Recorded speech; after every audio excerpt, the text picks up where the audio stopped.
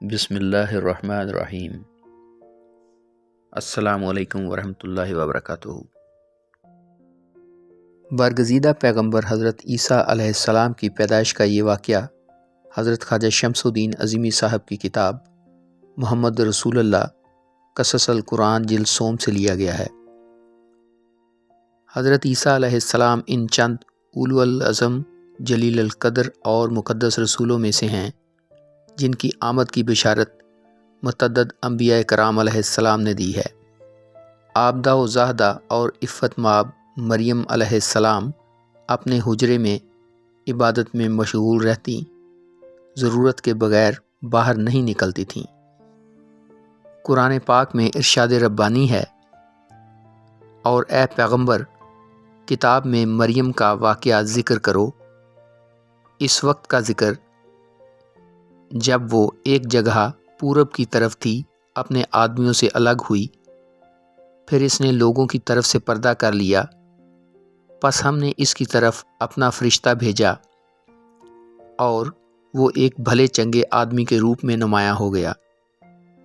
مریم اسے دیکھ کر گھبرا گئی اور بولی، اگر تو نیک آدمی ہے تو میں خدائے رحمان کے نام پر تجھ سے پناہ مانگتی ہوں۔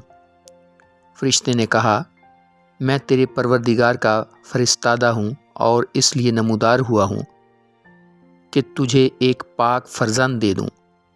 مریم بولی، یہ کیسے ہو سکتا ہے کہ میرے لڑکا ہو، حالانکہ کسی مرد نے مجھے چھوا نہیں اور نہ میں بدچلن ہوں۔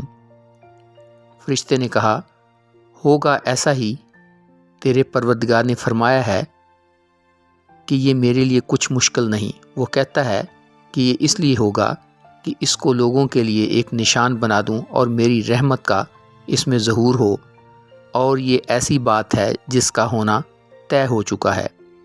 سورہ مریم آیت نمبر 16 تا 21۔ قرآن پاک میں ان کی تفصیلات کا ذکر اس طرح کیا گیا ہے، اور اس عورت کا معاملہ جس نے اپنی پاک دامنی کو قائم رکھا، پھر ہم نے اس میں اپنی روح کو پھونک دیا اور اس کے لڑکے کو جہاں والوں کے لیے نشان ٹھہرایا۔ سورہ انبیاء آیت نمبر 91۔ اور عمران کی بیٹی مریم جس نے اپنی عصمت کو برقرار رکھا، پس ہم نے اس میں اپنی روح کو پھونک دیا۔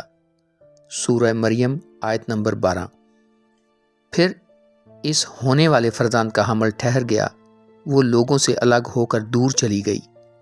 پھر اسے درد ذہ کھجور کے ایک درخت کے نیچے لے گیا۔ اس نے کہا، کاش میں اس سے پہلے مر چکی ہوتی، میری ہستی کو لوگ یکدم بھول گئے ہوتے۔ اس وقت اسے نیچے سے فرشتہ پکارا، غمگین نہ ہو، تیرے پروردگار نے تیرے تلے نہر جاری کر دی ہے، اور کھجور کے درخت کا تنا پکڑ کے اپنی طرف ہلا، تازہ اور پکے ہوئے پھلوں کے خوشے تجھ پر گرنے لگیں گے۔ کھا پی، آنکھیں ٹھنڈی کر، پھر اگر کوئی آدمی نظر آئے کہہ دے، میں نے خدائے رحمان کے حضور روزے کی منت مانگ رکھی ہے، میں آج کسی آدمی سے بات چیت نہیں کر سکتی۔ پھر ایسا ہوا کہ وہ لڑکے کو ساتھ لے کر اپنی قوم کے پاس آئی۔ لڑکا اس کی گود میں تھا۔ لوگ بول اٹھے، مریم تو نے عجیب ہی بات کر دکھائی اور بڑی تہمت کا کام کر گزری۔ اے ہارون کی بہن، نہ تو تیرا باپ برا آدمی تھا، نہ تیری ماں بد چلن تھی۔ اس پر مریم نے لڑکے کی طرف اشارہ کیا۔ لوگوں نے کہا، بھلا اس سے ہم کیا بات کریں جو ابھی گود میں بیٹھنے والا شیر خوار بچہ ہے؟ مگر لڑکا بول اٹھا، میں اللہ کا بندہ ہوں، اس نے مجھے کتاب دی اور نبی بنایا، اور اس نے مجھے بابرکت بنایا، خواہ میں کسی حال میں اور جگہ پر ہوں، اور اس نے مجھے نماز اور زکوٰۃ کا حکم دیا۔ جب تک زندہ ہوں میرا یہی شعار ہوگا، اور میرے پروردگار نے مجھ کو میری ماں کا فرما بردار بنایا، خود سر اور نافرمان نہیں بنایا۔ اور پھر اس کی جانب سے مجھ کو سلامتی کا پیغام ہے، جس دن کے میں پیدا ہوا اور جس دن میں مروں گا اور جس دن کے پھر زندہ اٹھایا جاؤں گا۔ سورہ مریم آیت نمبر 22 تا 33۔ بنی اسرائیل نے جب ایک شیر خوار بچے سے یہ حکیمانہ کلام سنا تو وہ حیرت زدہ ہو گئے۔ انہیں یقین آ گیا کہ مریم ہر قسم کی برائی سے پاک ہیں اور بچے کی پیدائش یقیناً من جانب اللہ ایک نشان ہے۔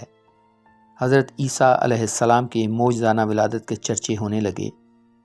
جو لوگ راست باز تھے انہوں نے اس کے وجود کو بابرکت سمجھا۔ شرعی اور فسادی لوگوں نے اس کی ہستی کو فعل بد سمجھا اور بغض و حسد کے شعلوں نے اندر ہی اندر ان کو کھانا شروع کر دیا۔ اللہ تعالیٰ اپنی نگرانی میں اس مقدس بچے کی تربیت اور حفاظت کرتا رہا تاکہ اس کے ذریعے بنی اسرائیل کے مردہ قلوب کو حیات تازہ بخشے اور ان کی روحانیت کے شجر خشک کو ایک بار پھر بار آور اور باثمر بنائے۔ قرآن پاک میں ارشاد ربانی ہے، اور ہم نے عیسیٰ بن مریم اور اس کی ماں کو نشان بنا دیا اور ان دونوں کا ایک بلند مقام پر ٹھکانہ بنایا جو سکونت کے قابل اور چشمے والا ہے۔ سورہ مومنون آیت نمبر 50۔